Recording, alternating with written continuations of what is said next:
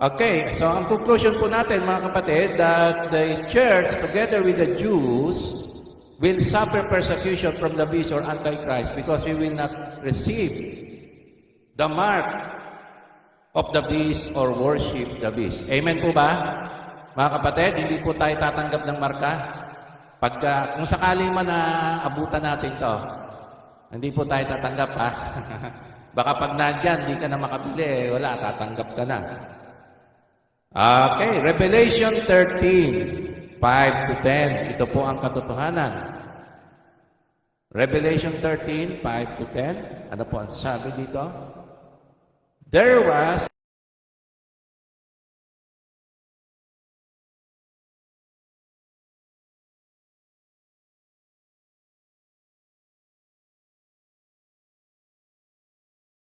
$42 months was given to him. So actually, ang ating tribulation, yung paghahari ng Antichrist, ay 42 months. Hindi po 7 years. So ang tribulation po natin, mga kapatid, ay in actual, ay 42 months. Ang ibinigay po sa Antichrist para mag-reign siya at magkaroon ng authority for 3.5 years. Hindi po 7. Okay? Yung first 3.5 years, medyo peaceful pa po yun. Pain ng Antichrist.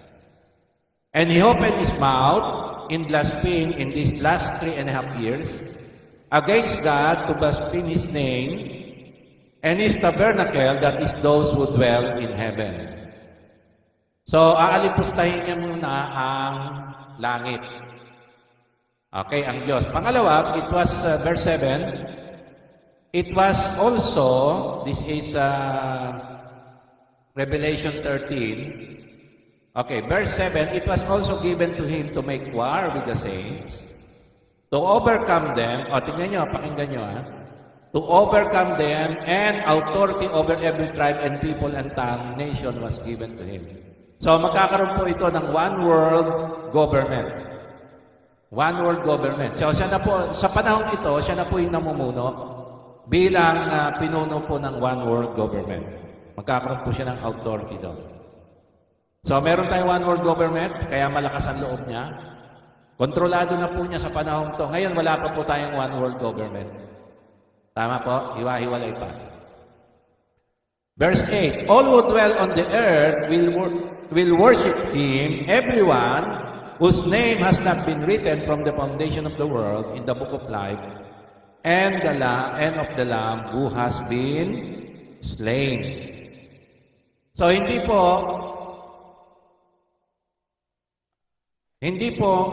tayo, kung talaga pong tayo ay tunay na mananampalataya, nakasulat na po yung pangalan natin sa langit, sa Book of Life. At dahil po dito, hindi na po talaga tayo sasamba sa Kanya. Pero yung mga hindi po nakasulat ang pangalan sa aklat ng buhay ng Diyos, sasamba po at magpapatatak. Tayo po hindi. Kaya nga ang sinasabi po rito, everyone whose name has not been written. Hindi sinasabi rito na wala ka na sa panahong yon. Ang sinasabi ay kung ikaw ay nakasulat yung pangalan mo sa aklat ng buhay, hindi ka papatatak. Ibig sabihin, nandito ka pa, ang church.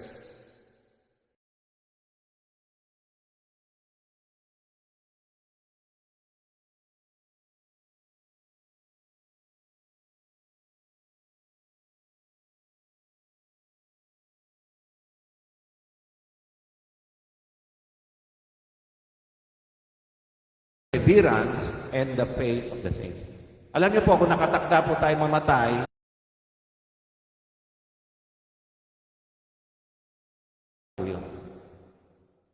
bakit po? Because our names are written in heaven, ibig lang sabihin. So, ibig lang sabihin mga kapatid, kung ang pangalan mo ay wala sa aklat ng buhay, papatatak ka talaga. Ba't si kapatid nagpatatak? Ha? Yung pala, wala pala talaga yung pangalan niya. Nagkukunwari lang. Pero tayong mga tunay, siyempre, alam natin, ay hindi po tayo tatanggap ng tatak. Hindi po tayo sasamba sa halimaw, sa image, kasi yung rebulto, may rebulto yan. Alam niyo, mahilig sumamba sa rebulto, madaling magpatatak. Madali po sila sumamba. Kasi lalo na magsasalita po yung rebulto na yun. Para magiging buhay siya. Himala po yan. Sorcery po yan ng diablo. At tayo, alam na natin, peke yun. Hindi tayo sasamba doon. Hindi yun ang Diyos. Pero sasabihin niya, siya yung Diyos. So our rapture or gathering will not happen until the Antichrist is revealed first. So tinuturo ng Biblia ay lalabas po muna siya. Bilisan ko na lang po. 2 Thessalonians 2, 1-4, the man of lawlessness. Now we request you, brethren, with regard to the coming of the Lord Jesus Christ and our gathering together to Him. Okay, ito po yung ating rapture na hinihintay. That you not, verse 2, that you not be quickly shaken from your composure or be stirred, either by the Spirit or a message or a letter as if from us, to the effect that the day of the Lord has come. Meron po magsasabi, oy, na-rapture na, naiwan tayo. Huwag po kayong maniwala. Dahil hindi pa po dumadating ang Antichrist. Alam niyo po, pag dumating yung Antichrist, ito po nakakatawa. Pag nandyan na po, sasabihin ng mga pre-trib, naiwan tayo. Paano ka maiiwan na hindi pa nga? Sabi nga ng Biblia, dadating muna siya, magre-reveal muna siya. Sabi sa verse 3, let no one in any way deceive you, for it will not come, ano yung it will not come? Yung ating rapture gathering, unless the apostasy comes first, and the man of lawlessness is revealed, the son of destruction. Mare-reveal po muna siya. Verse 4, who opposes and exalts himself above every so-called God or object of worship,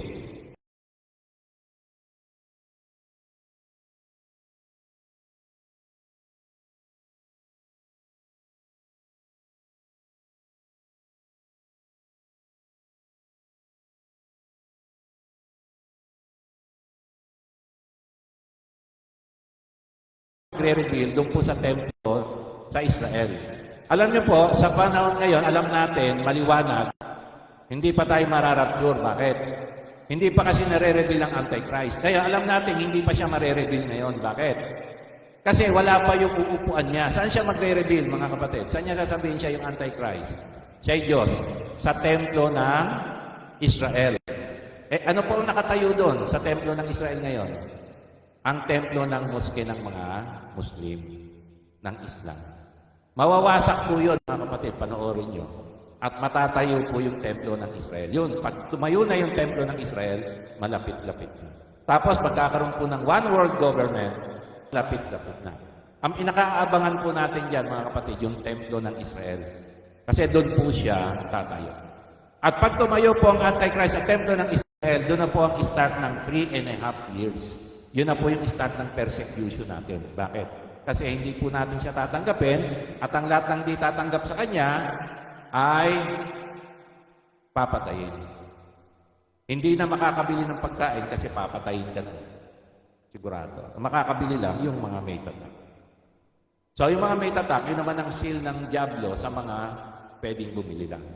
Kaya pag wala ka ng tatak niya, hindi ka pwede makakapasok sa ano ba yan? Yung hindi ka makakapasok sa Save More, hindi ka makakapasok sa Unitap, ano pa yung isa? Pure Gold. Yun. At sa mga mall sa Divisoria, hindi ka makakapasok.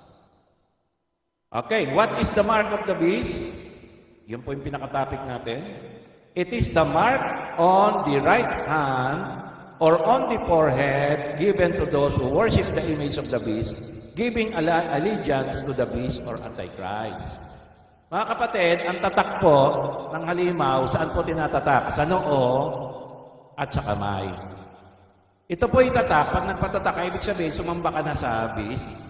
Nagpatatak ka, kakampi mo na ang Antichrist. Sa kanya na yung loyalty mo. Wala pong Kristiyanong magpapatatak kasi ang pangalan natin nasa aklat ng buhay. Papatayin na lang po tayo. Yung iba makakapagtago in captivity. Sabi nga ng Bible. Makakapagtago pero mahihirapan yun. Maghihirap yung katawan nila, iiwan nila yung bahay nila. Parang magiging NPA, gano'n, pero walang armas. Magtatago sa mga bundok-bundok na yun. No? Kasi hahantingin po tayo. May tataka ba? May tataka ba? Oh. Vaccinated ka ba? Vaccinated. Okay, papasok tayo sa vaccinated. Sandali lang. Okay, Revelation 13:15 to 18. And it was given to him to give breath to the image of the beast, so that the image of the beast would even speak and cause as many as do not worship the image of the beast to be killed. And he causes all the small and the great, and the rich and the poor, and the free men, and the slaves, lahat ng tao, mayaman, mahirap. Lalo na sa mga Pilipino, kasama po tayo, to be given a mark on their right hand or on their forehead. And he provides that no one will be able to buy. Nasasabayan mo ba ako, Jasmine? Bebe, nasasabayan mo yung verse? 17 na, verse 17. Baka hindi mo nasasabayan yun. Ayan, yung binabasa ko. And he provides that no one will be able to buy or sell except the one who has the mark, either the name of the beast or the number of the name, or its name. Here is wisdom, let him who has understanding calculate the number of the beast, for the number is that of a man, and his number is 666. So yung marka ay either pangalan o yung code na. Ano ba ang code ng pangalan ng beast? 666. Okay, it doesn't matter really, mga kapatid, kung alaman natin yun. Kasi pag nagtataka, alam naman natin sa Antichrist na yon. Kasi implement niya sa lahat ng tao sa buong mundo. Siya po ang may control nun. At lahat po ng hindi sasamba, papatayin. At lahat ng sumamba, may tatak. Ngayon, hindi ka makakabili pag wala kang tatak. Now, yung vaccine, mga kapatid, is not the mark of the beast. Kasi wala pa nga yung Antichrist. Paano naging marka yan? Pero may pagkakahawig. Di ba? Ano yung pagkakahawig? Ini-implement. Pero hindi ka naman papatayin pagka wala kang marka. Hindi yan yung marka ng beast. Wala akong vaccine. Kasi yung sinasabi nila, yan na. Pag nagpabaksin ka, sa ano ka na, mali po yun. Kasi unang-una, saan tinuturok yung vaccine, Brad? Sa noo ba? Kung sa noo ako i-injectionan, hindi ako papayag. Kung dito ako inject ito. Hindi sa noo po ito. Wag na, uwi na ako. May option nga sa puwet di ba? Yung mga bata siguro sa puwet. Yung iba sa hita o pa, something like that. Dito lang hindi pala. Dito sa kaliwa, in-injection na. So ako po, pinaliwanag ko na po, nagpabaksin ako for the sake of requirement. Alam niyo po, ang requirement nila dito sa ating, para makapag-live tayo na may face-to-face na kaunti, ay, ang dapat lang talaga, ay yung mga leaders, ay una, vaccinated. Ginawa tayong restaurant, mga kapatid. Bakit? Kasi sa mga restaurant, ang pwede lang pumasok sa loob, vaccinated. Yung hindi vaccinated, hindi ba pwedeng bumili? Hindi makakabili ka rin. Kaya lang, doon ka sa labas, kung gusto mo mag-dine-in sa labas, maganda nga sa labas, presko pa. Di ba? Kaya lang, pagdating dito sa church, ibang usapan. Ibang usapan yun. Kasi hindi tayo restaurant, hindi tayo physical organization, spiritual po tayo. Sinunod na nga natin yung vaccinated yung mga leader. Vaccinated naman yung mga leader natin. Vaccinated. For requirements. Lalo na ako bilang pastor. Kaya nakita ko na yan Bago pa lang, nagkaroon na ako ng pangitain yan. I-require to. So for requirements, walang aberya, wala kayong masabi. Fully vaccinated ako. Pero hindi ko hindi yung epekto noon. Kasi nilabanan ko na itong virus na ito nung nagsimula ito. Kahit hindi pa lumalabas ng vaccine, hindi ako tinatamaan ito. Kaya nung nagpa-vaccine ako, after 2 weeks, yun, nadali ako. Ngayon, nung nagpa-check up ako sa doktor, sabi ng doktor, kasi nakapasa ako sa screening, ang sabi ng doktor, hindi yan related sa vaccine, hindi rin yan COVID. Pero may symptoms ng COVID. Kasi nawalan din ako ng panghinga. Hindi. Hindi panghinga, Brad, patay ka na. Nawalan ka ng pang-amoy, hindi panghinga. Patay ka na pag nawalan ka ng panghinga. Pang-amoy, tsaka panlasa. Nagluto yung anak ko ng sarap yung ramen. Wala akong panlasa. Alam niyo yung hinihigop kong sabaw, maanghang pala yun. Hot and spicy pala yun. Tuloy-tuloy yung higop ko, kapatid, oh. Hanggang naubos ko isang bowl, alam niyo na nangyari, dinugo ako. Sinumpong yung aking almoranas. Dinugo ako ng mga 2 araw, pangatlong araw, humupa na. Kasi wala akong panlasa. Ngayon, ang atake ko, mga kapatid, gabi lang. Paggabi, doon ako nilalagnat ng gusto. Doon ako, sabihin natin, nawawala ng, nahihirapan ng huminga, hindi nawawala ng panghinga pagka. Nahihirapan huminga. At nandun na. Yung ubo, sakit ang likod ko, hanggang madaling araw. Parang asbang nga to eh. Gabi siya umaatake. Pag araw naman, wala.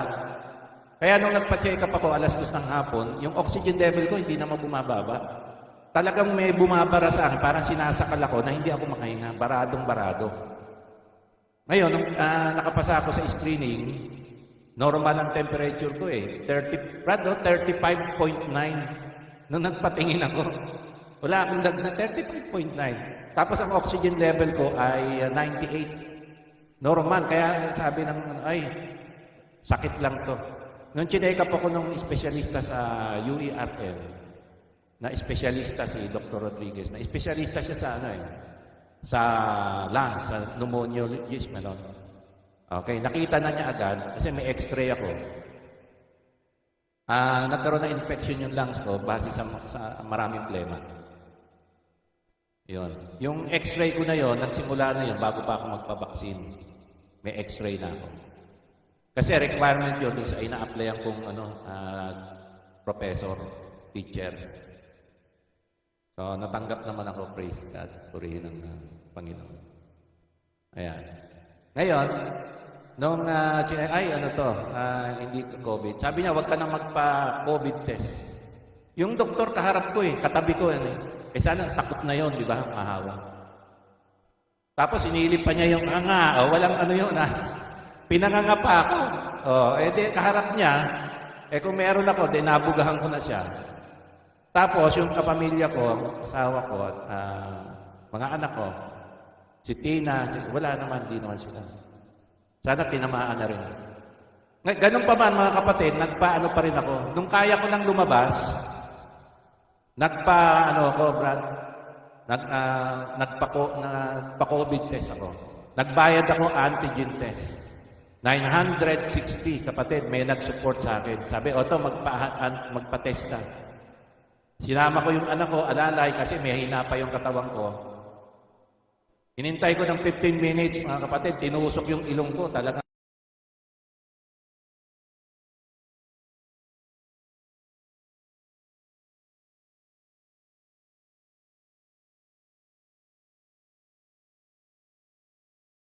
Requirements sa trabaho. Sabi ko, requirements sa trabaho. Nagpa-swab test pa rin ako kasi sabi ibang kapatid, hindi reliable yan. Yung RPTS ba yun? Basta yung RP na sa government kasi libre. Kaya lang, hinintay ko yung schedule. Sige, pila ako. Dumating yung schedule. Swab ako. 2 tinusok, kapatid. Yung sa lalamunan at saka doon sa ilong, 2. Ayun, negative. Purihin ang Panginoon. Palakpakan po natin ang ating buhay na Diyos. Tapos nakarecover na rin po ako sa tulong ng Panginoon at sa tulong din naman ng doktor. Actually, ayaw kong magpa-doktor pa kasi nilalabanan ko by faith Kaya lang yung asawa ko nainip na, 1 linggo na, nilalabanan ko, ganun pa rin Sabi, dali na kita sa doktor ko, yung doktor ng misis ko yun sa lungs. So, sabi ng doktor, clear na yung okay na yan, magaling ka na. Purihin ang Panginoon. Now, yung vaccine, mga kapatid, huwag niyo pong katakutan. Ang gagawin lang natin, manampalataya ka sa Diyos na wala pong epekto ang vaccine sa atin. Alam niyo po, nung unang tinurukan ako ng Moderna, wala akong naramdaman. Nung pangalawang turok niya, second day,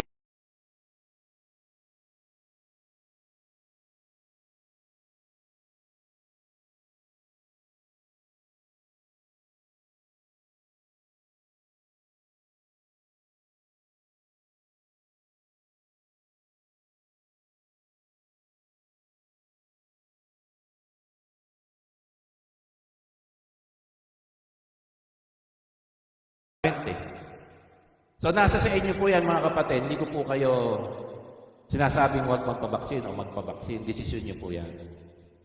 Kaya lang ako po talagang kailangan ko magpabaksin kasi requirement. Nakita ko na po yan. Kaya ngayon, hindi po tayo pwedeng mag-service kung hindi ako vaccinated. Kasi yung po requirement ng government.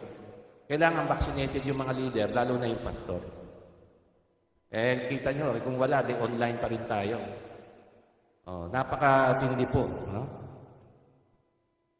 Kaya lang po, yung vaccine ay parang, anong tawag dito, ay trial of the system of what is coming.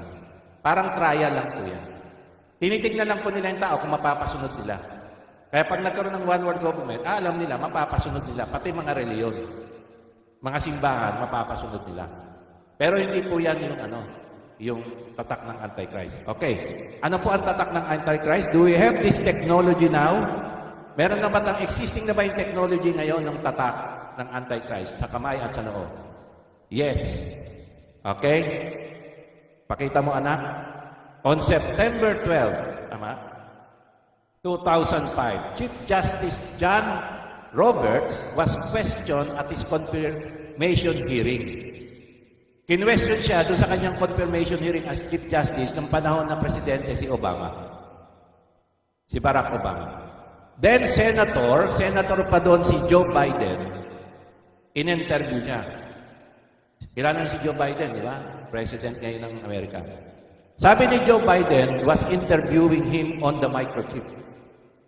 Sabi ni Joe Biden doon sa, senator pa lang siya, doon sa kay Chief Justice John Roberts na itatalaga.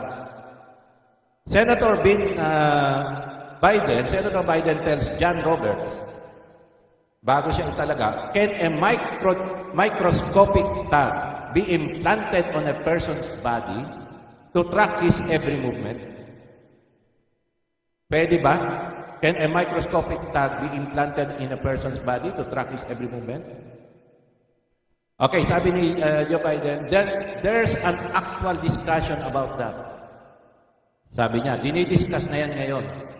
And you will rule on that, mark my word. Sabi ni Biden doon sa Chief Justice, aaprubahan mo to. Markahan mo ang sinabi ko. Para naging propeta si Biden. You will rule on that.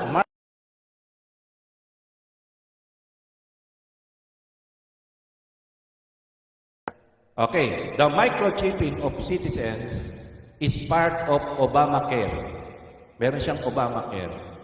So, part of that is microchipping the citizens of the United States. Sa Amerika lang po ito. Chief Justice John Roberts ruled on this. Inaprubahan niya nga ito bago magtapos yung kanyang term. Just as Joe Biden said, Joe Biden said he would. Naging propeta itong si napurso niya na yung political mangyayari. The Obama Healthcare Bill under Class 2, Paragraph 1, Section B, specifically includes to a Class 2 device that is implantable. So meron na po itong implantable, ipapatupad po ito sa mga Amerikano, sa part ng Obama. Now, conclusion mga kapatid, the technology is here and we are nearing the revelation of the Antichrist. This calls for the perseverance of the saints. Lagi pong sinasabi ng Biblia, maging handa tayo. Dahil dadaan po tayo ng Antichrist, ng persecution ng Antichrist. Revelation 14:12. Here is the perseverance of the saints who keep the commandments of God and their faith in Jesus. We should be ready, mga kapatid, sa pagdating po ng Antichrist. Tatagan po natin ang ating pananampalataya. Manalangin po tayo. Aming Amang Diyos sa langit, salamat po sa iyong mga salita. Nawa, maunawaan to ng mga anak mo, lalo na po yung mga naniniwala na ang rapture ay darating bago ang tribulation. Bigyan po sila ng kaunawaan dito sa patnubay po ng iyong Holy Spirit upang ma-break po namin ang mga limaling aral ng Diablo na nakapasok na po sa iyong iglesia, sa mga churches, sa pangalan ng Panginoong Hesukristo. Amen. Waitin po natin yung doxology.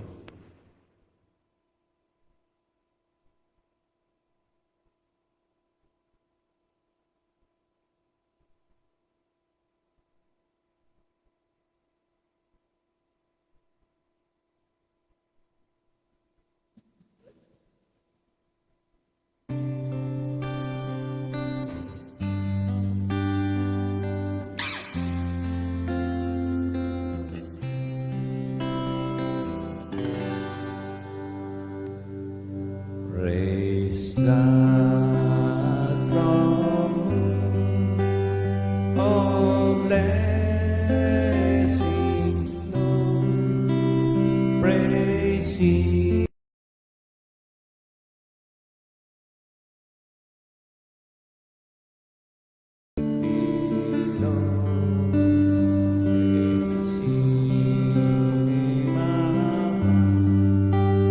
Ye heavenly hosts, praise Father, Son, and Holy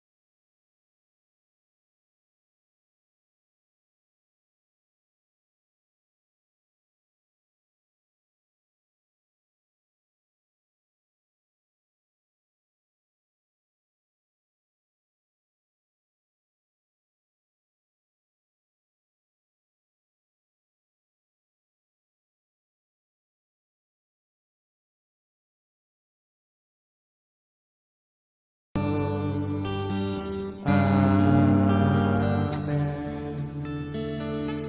Ang pag-ibig ng ating Diyos amang nasa langit, ang biyaya at pagliligtas ng ating Panginoong Kristo, at ang patuloy na paghahari sa atin ng Holy Spirit ay sumating palagi, ngayon at pagpakilang. Amen. Amen. God bless you po. Pagpalain po tayo ng ating Panginoon.